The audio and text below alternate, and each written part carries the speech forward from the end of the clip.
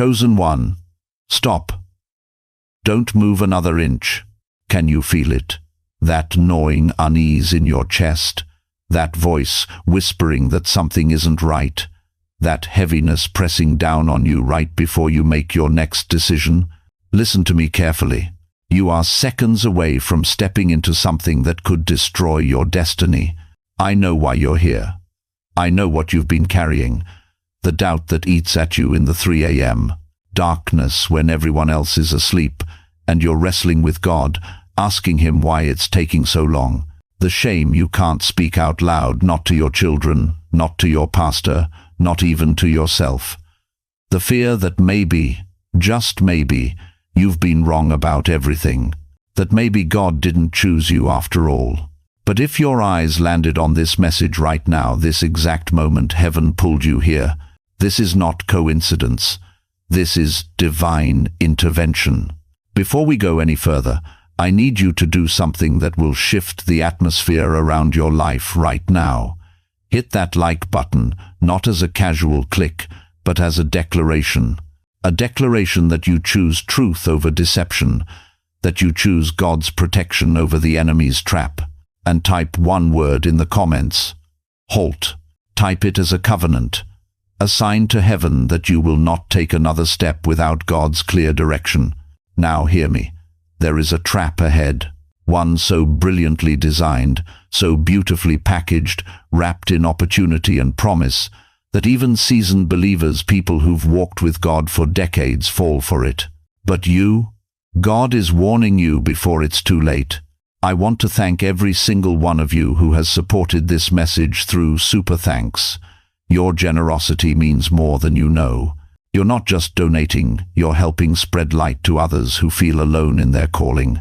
Whether you give or not, I'm deeply grateful for your presence here. Your support, your time, your attention, it all matters. And if this message resonates with your soul, go ahead and sow that seed. You're partnering with heaven. Right now, the enemy is counting on you to ignore this warning. He's betting that you'll dismiss this as just another video, that you'll keep scrolling, keep moving forward into the trap he's laid so carefully. But something in your spirit won't let you click away. Because deep down, you know. Before this video ends, I will reveal the exact spiritual sign that shows you're already in danger. The one symptom that proves the enemy has been positioning you for months, maybe even years, for this moment. Stay with me. Your destiny depends on it. The divine warning. Why do you think you're watching this right now? Do you really believe it's random that out of millions of videos, thousands of voices, your finger stopped here? What if I told you that God Himself interrupted your scroll because what you're about to do could cost you everything? Listen, this isn't motivation. This isn't a pep talk to get you through your day. This is intervention, divine intervention. You are walking a battlefield disguised as a garden. I know what that looks like. Beautiful flowers, soft grass beneath your feet, the sun warm on your face. Everything looks peaceful, safe, inviting. But beneath that beauty, landmines wait. One wrong step, one decision made without God's direction, and everything you've built, everything you've prayed for, everything God has preserved you through could explode in an instant. And here's what breaks my heart. You can't see it. Your natural eyes see opportunity, promise, finally, an answer to your prayers. But God El Roy, the God who sees, He sees what you cannot. He sees the trap, the snare, the setup designed specifically for you. That's why He stopped you here, right now, this moment. You've been feeling it, haven't you? That unease that won't leave, that restlessness in your spirit that keeps you awake at 2, 3, 4 inches the morning. You thought it was anxiety, stress, old age playing tricks on your mind. But what if I told you that's not anxiety at all? That's God pulling you back from the edge. Think about it. The bad dreams that make no sense. The sudden impulse to say no when everything in you wants to say yes. The strange heaviness when certain people call your name. The way your stomach drops when you think about that decision you're about to make. You've been trying to shake it off, trying to be logical, trying to move forward despite that warning bell ringing in your spirit. But chosen one, that bell is not your enemy. That warning is not your weakness. It's your protection. In Proverbs 3:5-6, Solomon writes, "Trust in the Lord with all your heart and lean not on your own understanding. In all your ways submit to him, and he will make your paths straight." Not complicated, not confusing. Straight, clear, protected. But here's the key. Lean not on your own understanding. That opportunity that makes so much sense, that door that finally opened after years of waiting, that person who seems like the answer to everything. Your understanding says yes. Your logic says go. Your desperation says take it before it's gone. But your spirit, the part of you that's connected to the living God, is screaming, stop. Who are you going to listen to? I need you to understand something. The enemy doesn't come at you with obvious evil. He doesn't show up with horns and a pitchfork. 2 Corinthians 11:14 warns us. Satan himself masquerades as an angel of light. He comes disguised as breakthrough, as blessing, as the thing you've been praying for. That's what makes this trap so deadly. It looks like the answer. It feels like provision. Everyone around you, good people, church people, people who love you, they're all saying, go for it. This is your moment. But something deep inside you hesitates. Honor that hesitation. I'm talking to someone right now whose phone has been ringing. An offer, an invitation, something that sounds too good to pass up. And every logical bone in your body says, take it. But when you pray, there's no peace. When you lie down at night, there's no rest.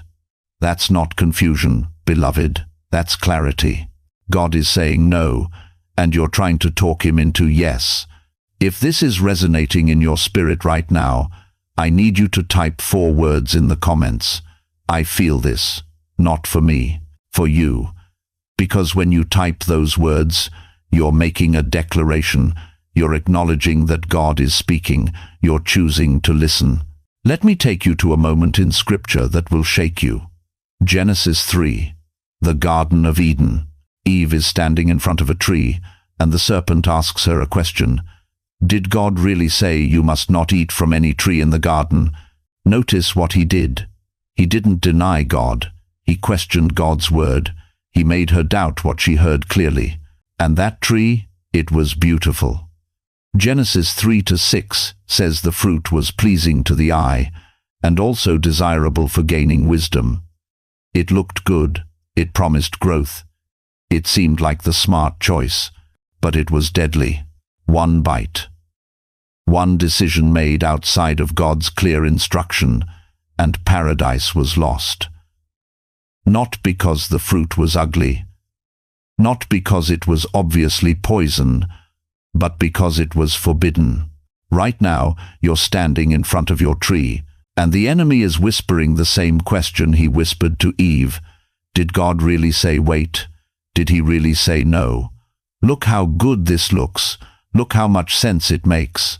Surely God wouldn't want you to miss this. But God is interrupting that voice right now through this message. He's reminding you, what I forbid for your protection. What I close for your preservation. What I delay for your preparation. You don't need that opportunity. You need my timing. I know some of you are tired. You've been faithful for so long. You've waited. You've prayed. You've stood when everything in you wanted to fall. And now something is finally happening, and I'm telling you to halt? Yes. Because God sees what you don't. He sees the contract you didn't read carefully. He sees the person's real motives. He sees the compromise you'll have to make. He sees the peace you'll lose. He sees the anointing that will lift if you step through that door. You see the opportunity. He sees the cost.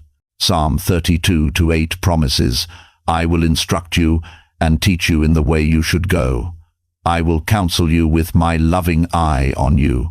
His eye is on you right now, not to judge you, to guide you, to protect you from what could destroy you.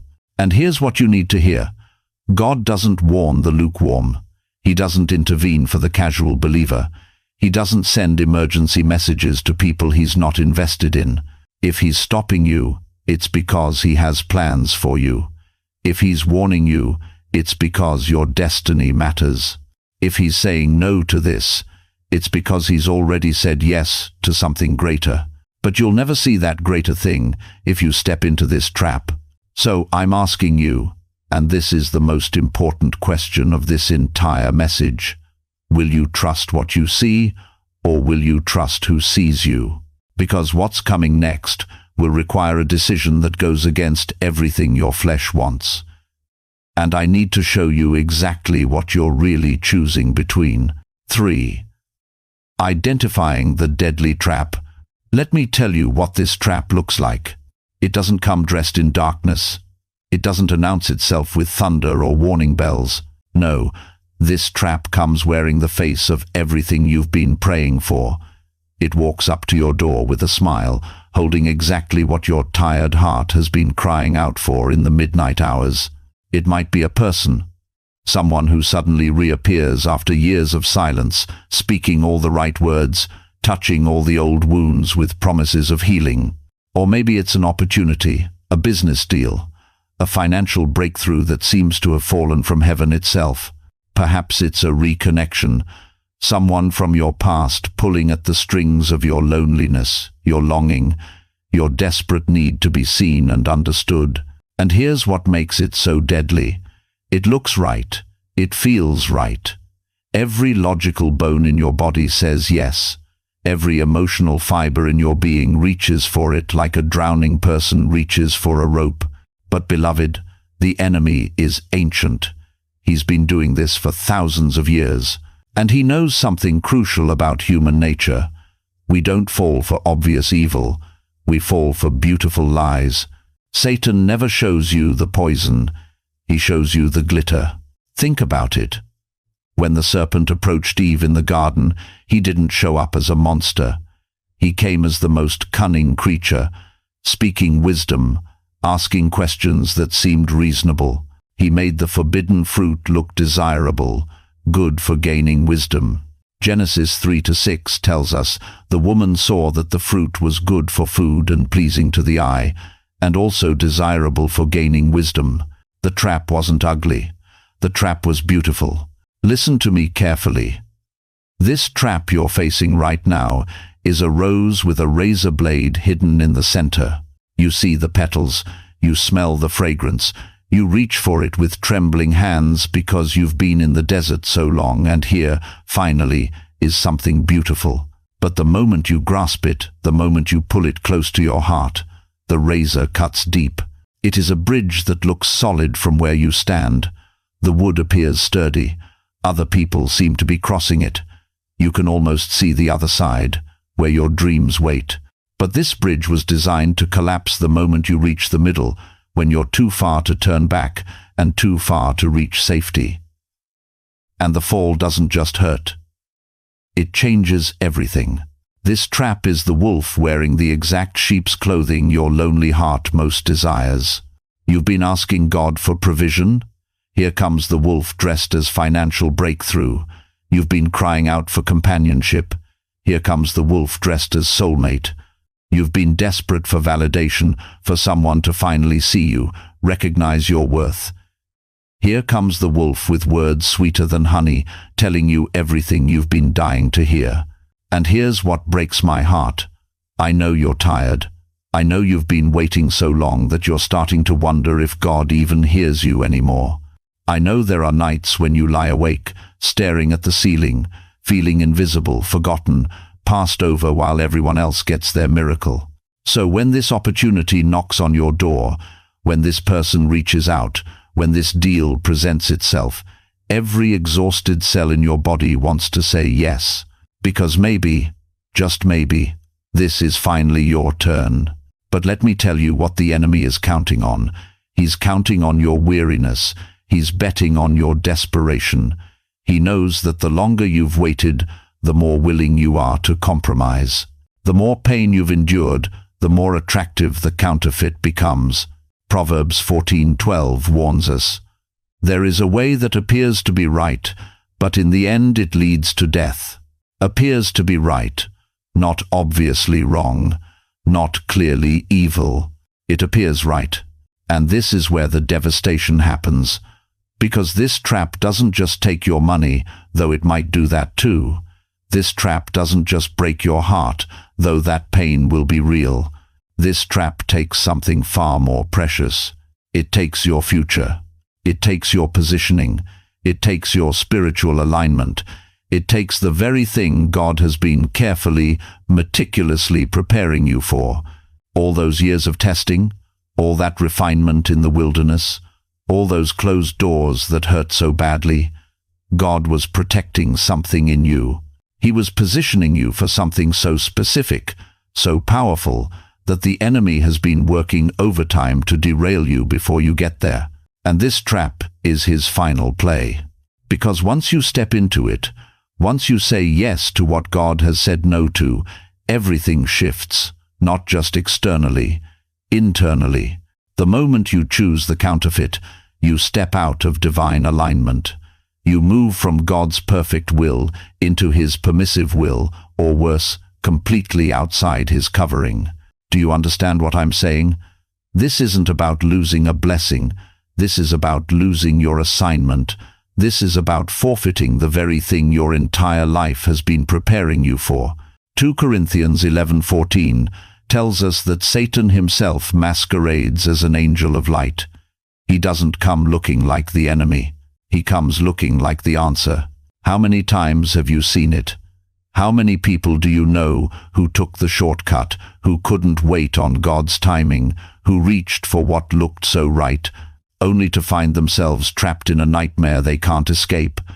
How many marriages have you witnessed that started with butterflies and ended in bondage? How many business deals that promised freedom but delivered debt and destruction? How many reconnections that reopened wounds that had finally begun to heal? The pattern is always the same. It starts with attraction. It moves to justification. Then comes compromise. Then entanglement. Then bondage. Then, finally, the trap snaps shut, and you realize too late that you've traded your destiny for a mirage. And here's the question that should terrify you. What if the very thing you're reaching for right now is the enemy's masterpiece? His most carefully crafted deception designed specifically for you? What if he's studied you for years, watched what breaks your heart, learned what words make you soften, discovered what promise makes you lower your guard? What if this isn't random? What if this is the culmination of a long-term strategy to take you out right before your breakthrough? Because that's what the enemy does. He doesn't attack when you're weak and desperate. He attacks when you're on the verge of something great. He waits until you're 3 feet from the finish line, and then he offers you a shortcut that leads straight off a cliff. Right now, in this very moment, there is something ahead of you. You can feel it. It's been presenting itself, persistently, subtly, beautifully. And every time you think about it, you feel this strange mixture of excitement and unease. Your spirit is trying to warn you, but your flesh is so hungry for it. So let me ask you directly. What is it? Who is it? What opportunity keeps showing up? What door keeps opening that God never told you to walk through? What person keeps reaching out that you know, deep down, isn't sent from heaven? Can you name it right now? Because until you can name it, you can't resist it. And if you can't resist it, beloved, it will consume you. The trap is set, the bait is perfect, and you're standing right at the edge, one decision away from either your greatest deliverance or your deepest devastation. So the question isn't whether the trap exists. The question is, will you have the courage to say no to something that looks so much like yes? 4. Pain point section. You know what keeps me up at night? It's not the emails I get from people who've already fallen into the trap. It's the ones I get from people who are standing right at the edge, toes hanging over the cliff, and they're asking me if they should jump. And I want to shake them awake. I want to scream, "Don't you see it?" But here's the truth that breaks my heart. Most of them can't see it, because the trap doesn't look like a trap. It looks like an answer to prayer. Let me ask you something, and I need you to be honest with yourself right now. How many times have you trusted the wrong person? Not just trusted them a little, but gave them access to your heart, your resources, your future. You opened up. You believed their words. You thought, finally, someone who understands me. Finally, someone who sees my value. And then they used you. They took what they needed and disappeared. Left you standing there, feeling like a fool, wondering how you missed the signs. You've lived that, haven't you? Or maybe it was a job opportunity, a business deal, an investment that promised to change everything. You rushed in because it felt right. It felt urgent. The door was closing, they said. Act now or lose your chance forever. So you did. You moved fast. You signed the papers. You made the commitment. And it cost you. Maybe it cost you money you couldn't afford to lose. Maybe it cost you relationships. Maybe it cost you years of your life that you'll never get back. I'm not here to shame you. God knows you've beaten yourself up enough about it already. But I am here to tell you this. You've been hurt before because you moved too fast. And this time heaven refuses to let you ruin what God is building. Do you remember the story of Abraham and Hagar? Abraham had a promise from God, a son, an heir, a legacy that would bless nations. But the promise was taking too long. Sarah was getting older. The biological clock was ticking. So what did they do? They tried to help God out. They made their own plan, and Abraham went to Hagar. It seemed logical. It seemed like the solution. It even worked for a moment. Ishmael was born. But that decision created conflict that lasted for generations. It created division in Abraham's household. It created pain for everyone involved. Why? Because they moved without waiting for God's timing. They stepped into a trap disguised as common sense. Genesis 16:2 says, So Sarai said to Abram, See now, the Lord has restrained me from bearing children. Please, go in to my maid. Perhaps I shall obtain children by her. And Abram heeded the voice of Sarai. He heeded the voice of Sarai, not the voice of God. How many times have you heeded the wrong voice? Someone who meant well, someone who loved you, someone who was just trying to help. But their voice drowned out the still, small voice of the Holy Spirit saying, Wait, not yet. This isn't it. And you moved anyway. I know you carry regrets. Regrets that sit in your chest like stones. Decisions you made 20 years ago that you still think about when you're alone. Moments when you ignored that check in your spirit, that hesitation, that gentle tug from God saying, Stop. But you were so tired of waiting, so tired of being passed over, so tired of watching everyone else get their breakthrough while you sat on the sidelines. So when the opportunity came, you grabbed it. You didn't pray long enough. You didn't seek counsel. You just moved, and it blew up in your face.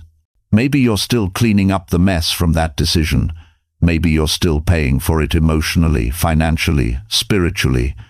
Maybe you look back and think, if only I had waited, if only I had listened. Listen to me. God is giving you another chance. Right now. This moment. You're standing at another crossroads, another decision point, and the enemy is packaging another trap in beautiful wrapping paper.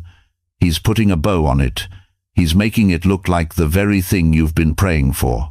But there is one sign that reveals you're walking into a trap, and I'll share that shortly. But first, you need to understand something. The trap isn't always about what looks evil. Sometimes the trap is about what looks good at the wrong time. Think about it. The fruit in the Garden of Eden wasn't poisonous. Genesis 3-6 says it was good for food, pleasant to the eyes, and desirable to make one wise. It looked beneficial. It looked beautiful. It looked like exactly what they needed. But it was forbidden. Not because God wanted to withhold something good from them, but because he knew the timing was wrong, the access was wrong, the source was wrong, and when they reached for it anyway, when they moved without God's blessing, everything fell apart. You're being tested right now, not to see if you're faithful, but to see if you're obedient. There's a difference. Faithfulness is believing God will do it. Obedience is waiting for God to say when. And this is where most chosen ones fail. They have the faith. They believe in the promise. They know God is going to bless them. But they don't have the patience to wait for his timing. So they reach for the fruit before the season is ready. And it costs them everything. I'm not trying to scare you. I'm trying to save you. Because I've seen too many people lose their marriages because they rushed into reconciliation before God did the healing work. I've seen too many people lose their ministries because they grabbed a platform before God built the character to sustain it. I've seen too many people lose their finances because they jumped into a deal that had red flags all over it, but they were so desperate for the breakthrough that they ignored the warnings. And now they're sitting in the rubble, asking God, "Why did you let this happen?" But God didn't let it happen. They moved without him. Proverbs 19:2 says, "It is not good for a soul to be without knowledge, and he sins who hastens with his feet." Hastens with his feet, moves too fast, rushes ahead. That's the trap. So let me ask you directly, what decision are you rushing toward right now? What door is being presented to you that's making your heart race? What opportunity is creating urgency and pressure in your spirit? If you feel rushed, that's not God. God never creates panic. He creates peace, even when he's calling you to move quickly. There's a difference between divine urgency and manufactured pressure, and right now the enemy is manufacturing pressure in your life to make you move before you're ready, to make you say yes before you've heard clearly from heaven. Don't do it. Don't trust the voice that's saying, if you don't act now, you'll miss it forever. That's fear talking, and fear is not from God. 2 Timothy 1-7 says, "For God has not given us a spirit of fear, but of power and of love and of a sound mind." A sound mind doesn't make rash decisions. A sound mind waits. A sound mind seeks confirmation. A sound mind says, if this is from God, it will still be here when I get clarity. So here's what I need you to do. Right now, before you take another step, before you return that phone call, before you sign that agreement, before you say yes to that person, halt, just stop, get still, get quiet, and ask God one simple question: is this you or is this me? Because the trap ahead isn't just costly, it's deadly. It will kill your destiny. It will kill your peace. It will kill the very thing God has been protecting and preparing for you. And I'm about to show you the one undeniable sign that you're already being positioned for the trap. But before I do, you need to understand what's really at stake here. 5. The call to stillness. You've been taught your whole life that faith means action, that if you believe, you move. If you trust God, you step forward. You charge the mountain, you take the land, you claim the promise. And for years, maybe decades, that worked for you.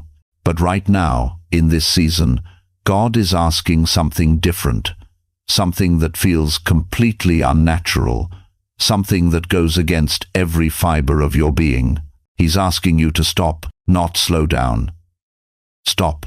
And I know what that feels like.